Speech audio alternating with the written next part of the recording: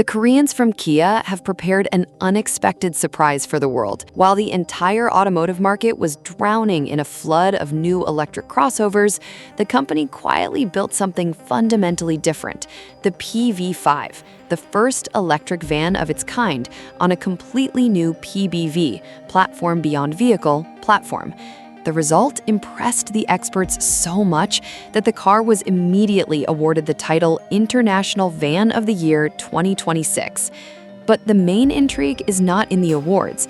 The PV5 is based on a modified EGMP.S platform, the same as that used in the Kia EV3 and Hyundai Ioniq 9, but adapted to the skateboard principle. The idea is simple. You can mount any body on top.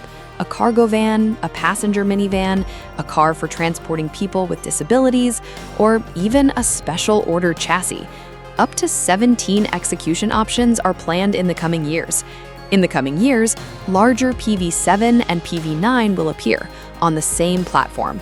Kia is literally building an entire ecosystem of electric commercial vehicles, and the PV5 is just the first step in this strategy. The step into the cabin feels different than in a traditional van.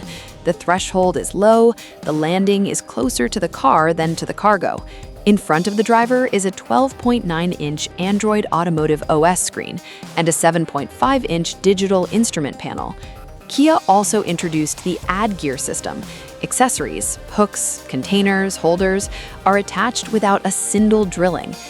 The efficiency of energy consumption is surprising. In a real urban cycle with active recovery, the testers recorded 17.3 kWh per 100 kilometers, better than the stated 19.1. All versions of the van are supplied exclusively with front-wheel drive and one electric motor of capacity 116 horsepower, 120 kilowatts, and a torque of 250 newton meters. Two types of batteries, manufactured by CATL, are available to customers. Standard range, 51.5 kilowatt hours. Power reserve is about 295 kilometers on the WLTP cycle. Long range, 71.2 kilowatt hours. Power reserve reaches 412 to 416 kilometers. The PV5's closest rival is Volkswagen ID Buzz. Both are built on a skateboard platform. Both are available in cargo and passenger versions. But this is where Kia strikes the decisive blow. The passenger version of the PV5 starts at 31,495 pounds, almost 30,000 pounds cheaper than its German competitor. Taking into account the British government subsidy for the cargo version, the effective starting price drops to 23,465 pounds, cheaper than many diesel analogs. The picture isn't perfect. The load capacity of 665 to 790 kilograms looks modest compared to competitors. The Vauxhall Vivaro Electric takes up to 1,220 kilograms, and the Ford Transit up to 1,758 kilograms. At the start of sales, the passenger version is available only in a 5-seat version, although the body size requires a minimum of 7 seats. A 7-seat configuration is promised later.